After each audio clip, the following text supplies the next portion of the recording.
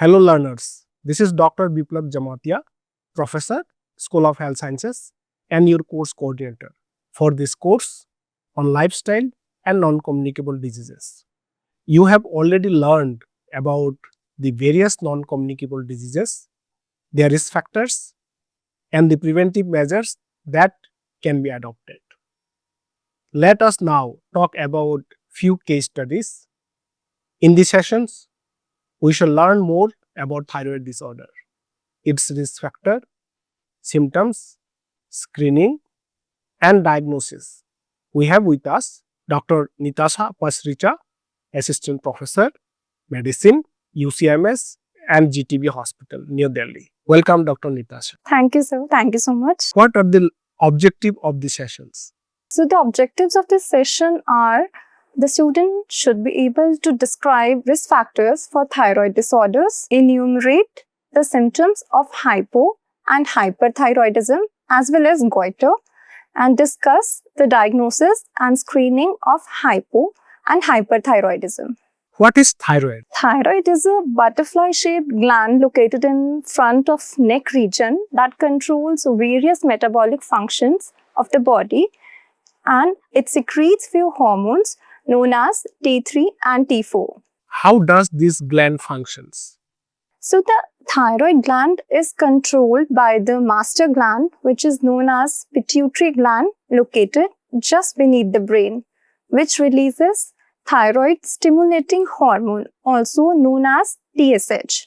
So TSH controls the production of T3 and T4 by a process known as feedback loop.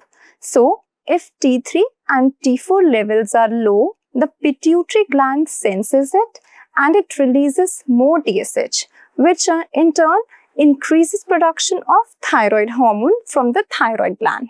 And this happens vice versa. Can the thyroid gland malfunction? Yes, definitely. It can either underfunction or it can be either underactive or it can be overactive. Underactive thyroid gland leads to a condition known as hypothyroidism, which means thyroid gland is not producing enough hormones, and that leads to the slowdown of the metabolic processes of the body. On the other hand, overactive thyroid, also known as hyperthyroidism, refers to the excess of production of thyroid hormone, which results in increase in the metabolic function of the body. What are the risk factors for malfunction of thyroid gland? So there are various risk factors and some are known, some are unknown. So the known risk factors are elderly females, like age more than 60 years, autoimmune conditions affecting other organs like systemic lupus erythematosus, and family history of thyroid disease. So let us first discuss hypothyroidism.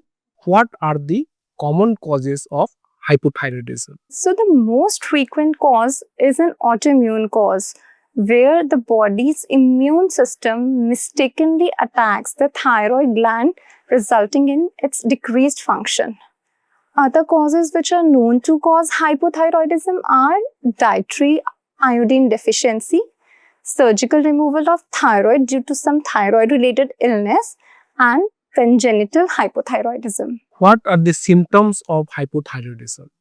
So, hypothyroidism generally remains asymptomatic for a long time, but when it becomes symptomatic, it presents with weight gain, constipation, lethargy, fatigue, slowing of heart rate, cold sensitivity, low mood, depression, menstrual irregularities like increased flow and frequent bleeding, swelling in lower legs and ankles. Another important manifestation is increase in the levels of bad cholesterol, LDL, and triglyceride levels, especially in the elderly population, which increases the risk of heart disease. So, what is the congenital hypothyroidism?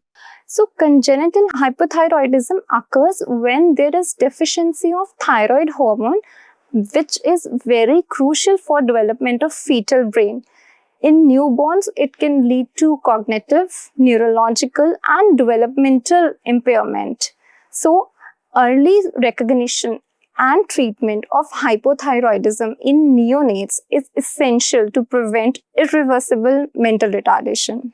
Coming on to hyperthyroidism, what are the common causes of hyperthyroidism? The most common cause of hyperthyroidism is again autoimmune, like hypothyroidism, where the immune system creates antibodies. But in this case, it leads to overproduction of thyroid gland because it stimulates thyroid instead of not stimulating or decreasing its function. So, this is one of the most important cause. Secondly, if we take highly fortified iodide salt, it can also lead to hyperthyroidism. Other causes are thyroid adenoma, in which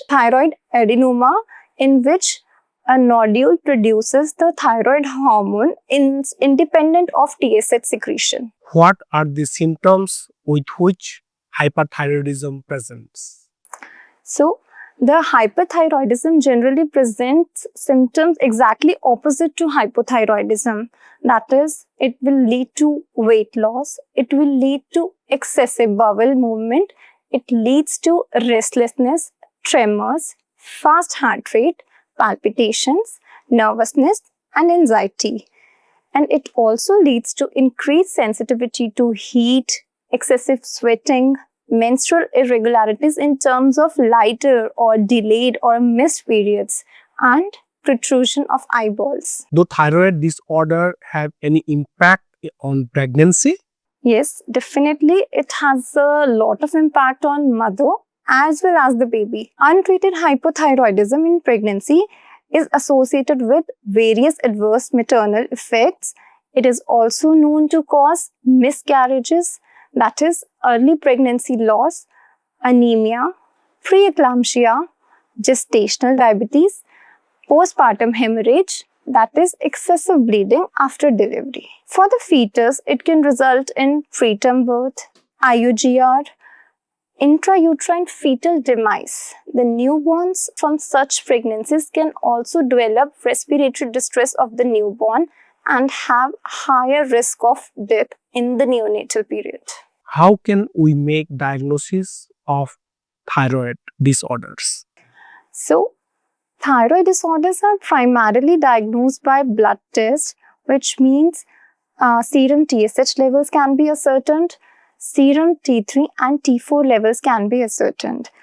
In hypothyroidism, as previously I have explained, levels of T3 and T4 will decrease with increase in TSH, while in hyperthyroidism, T3 and T4 will increase with decrease in TSH.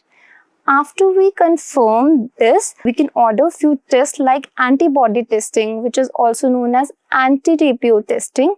It is performed and it leads to the etiological diagnosis of the disease. Does screening have a role to identify the thyroid disorders? Yes. In screening, we use the blood test which measures TSH levels. It is a very highly sensitive indicator of thyroid function. If TSH levels are normal, generally further testing is required like T3 and T4. Screening is especially helpful in hypothyroidism as it is more common and frequently asymptomatic. Can you tell us about goiter? Yes, sir. It is a common condition of the thyroid gland where there is enlargement of the thyroid gland that can be seen in the front of neck. It can be either due to diffuse enlargement of the gland or it can be due to small lumps in that. It can present as hyper or hypothyroidism, which is a key symptom of iodine deficiency. What are the common causes of goiter? So, the common causes of goiter are iodine deficiency, which is commonly seen in hilly areas where the water is deficient in iodine. And other causes are thyroiditis and thyroid cancer. Except for the swelling, can it cause any other problem? Yes, large goiters can cause difficulty in breathing, difficulty in swallowing, a persistent cough, hoarseness of voice, and a feeling of tightness in the throat. Can there be cancer in thyroid? If yes, How common is that? There can be cancer in thyroid, and I must tell that thyroid cancer rates are rapidly increasing in India. Although, as compared to other cancers of visceral organs and glands, it has lower incidence. Thyroid cancer is around 4.7 per lakh population in India, and its rates are higher among women and younger age group, with some regions are affectedly significantly more than others. Therefore, getting yourself checked is very important in case you have swelling in front of your neck. When and whom to screen for thyroid disorders? Okay. So screening should be done for every newborn using cord blood and neonatal heel prick, ideally within 48 to 72 hours of age. Secondly, expecting mothers should be screened in first trimester to prevent maternal and fetal complications, and adults with risk factors should be screened, including elderly female who have depression and those with autoimmune disorders and family history of thyroid disease. How can we prevent thyroid disorders? So as I told that the main reason for getting a thyroid disease is autoimmune. So to prevent all the autoimmune diseases as well as autoimmune disease of the thyroid, we should stick to a vegetarian, low in sugar and less processed diet. We should limit the intake of cruciferous vegetables like broccoli, cabbage, which can interfere with thyroid hormone production.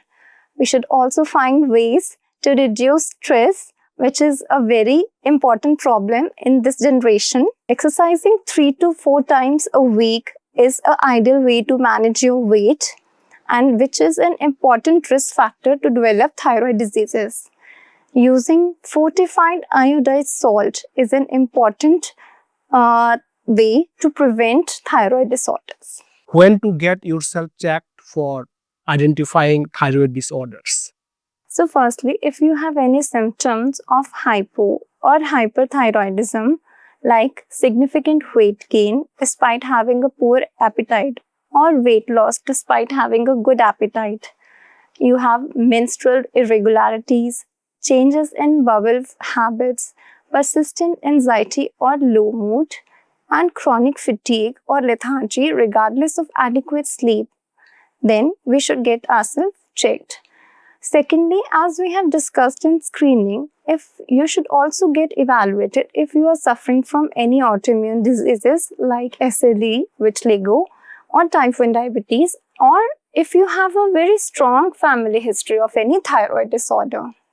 Thirdly, if you have a history of heart disease or increased cholesterol levels, you should get yourself evaluated for hypothyroidism.